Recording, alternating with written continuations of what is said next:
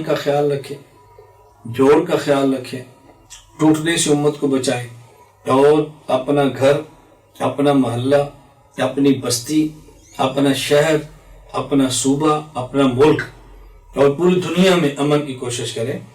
امن تب ہوتا ہے جب ہم اپنی عبادات دوسرے پر مسلط کرتے ہیں، اپنا مذہب دوسرے پر مسلط کرتے ہیں، تو وہاں امن تباہ ہوتا ہے۔ اور جب اپنی عبادت گاہوں میں اپنا مذہب کے مطابق عمل کیا جائے تو پھر امن تباہ نہیں ہوتا بلکہ امن قائم رہتا ہے۔ اس لیے ہمیں بطور خاص اپنی عبادت گاہ میں اپنی عبادت کرنی چاہیے، اور اپنی عبادات اور اپنے اعمال کو دوسرے پر مسلط نہیں کرنا چاہیے۔ جب دو چیزوں کا خیال کریں گے تو ملک میں امن ہوگا۔ نمبر 1، اپنے مذہب، اپنے مسلک پر عمل کریں، اور اپنا مذہب، اپنا مسلک دوسرے پر مسلط نہ کریں۔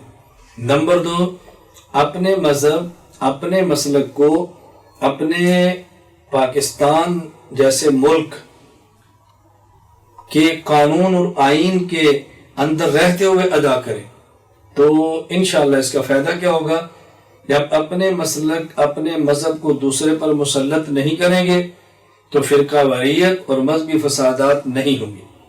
اپنے مذہب اور مسلک پر عمل آئین اور قانون کے دائرے میں رہ کر کریں گے تو پھر فسادات نہیں ہوں گے، دہشت گردی نہیں ہوگی، اور ملک ٹکڑے نہیں ہوگا۔ تو ہم نے دو چیزوں کا اہتمام کرنا ہے، اپنا مذہب، اپنا مسلک دوسرے پر مسلط نہ کریں، وگرنہ فرقہ واریت اور مذہبی فساد ہوں گے۔ اپنے مذہب اور مسلک کو آئین اور قانون کے دائرے میں رہ کر کریں تو پھر دہشت گردی نہیں ہوگی۔ جب آئین اور قانون کو توڑ کر کریں گے پھر دہشت گردی ہوگی، پھر ٹکراؤ ہوگا، ملک کی سالمیت کو خطرہ ہوگا۔ تو میں تمام حضرات سے گزارش کروں گا، ملک کی سالمیت، ملک کی استحکام اور ملک کی امن کا بے حد خیال کریں۔ کچھ وقت کے لیے اپنے جذبات کی قربانی دینا پڑی تو دے دیں، لیکن ملک کو تباہ ہونے سے بچائیں، ٹکڑے ہونے سے بچائیں، اداروں کے ساتھ لڑنے کی پالیسی نہ بنائیں۔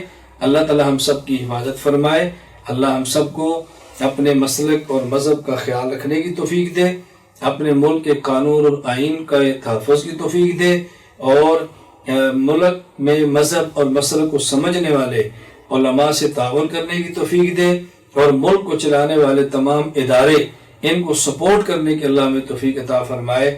اللہ تعالیٰ اسلام اور ہمارے ملک کی حفاظت فرمائے۔ اللہ ہم سب کو اس محنت کے لیے قبول فرمائے۔